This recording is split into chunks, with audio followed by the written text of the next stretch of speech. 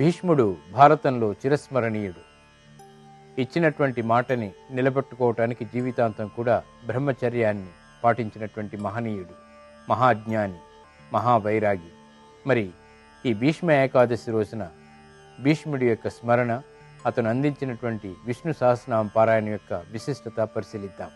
మన భరతభూమి పుణ్యభూమి, భక్తికి భక్తితత్వానికి పుట్టినిల్లు.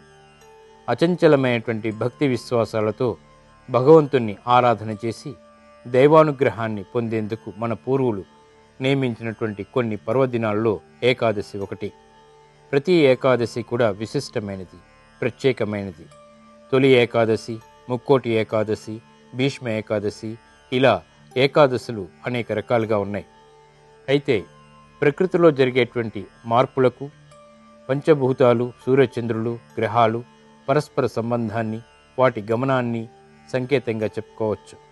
అసలు మన పంచాంగం ప్రకారం నెలకు 2 చొప్పున, అంటే ఏడాదికి 24 ఏకాదశులు వస్తాయి. చాంద్రమానం ప్రకారం 3 సంవత్సరాలకు ఒకసారి అధిక మాసం వస్తుంది కాబట్టి అప్పుడు 26 ఏకాదశులు వస్తాయి. ఏకాదశి అంటే 11 అని అర్థం. భగవంతుడు సముద్రం లాంటివాడు. నీరు ఉంటుంది కానీ పానయోగ్యం కాదు అందులో.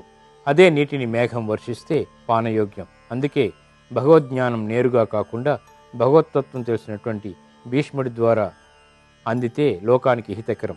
కాబట్టి శ్రీకృష్ణ పరమాత్మ ఆ భీష్ముడి ద్వారా లోకానికి విష్ణు సహస్రనామం అందించడం, ఉత్తమోత్తమైనటువంటి జ్ఞానాన్ని అందరికీ ప్రసాదించడం.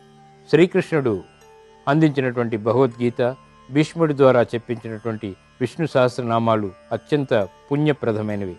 ఈ రెండిటి యొక్క పఠన ద్వారా గ్రహాల యొక్క ప్రతికూలత తొలగిపోవటే కాకుండా మానసిక ప్రశాంతత, మోక్ష సాధన సులభమవుతాయి.